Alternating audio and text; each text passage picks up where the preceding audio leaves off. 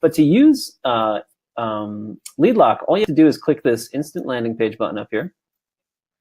It's going to bring you to this form to build an instant landing page. You're going to want to build your call to action here. You can ask for email or phone number.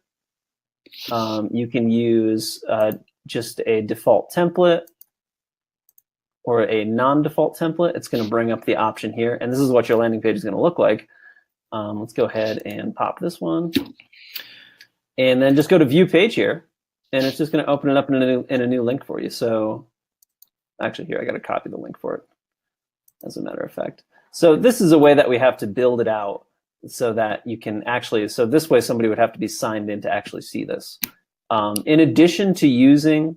So then you would actually just share this link in order to collect that lead data. In addition to doing it that way, there's another way too. It's actually almost even easier. All you have to do is you go to this URL and you just add #lock to the end of it.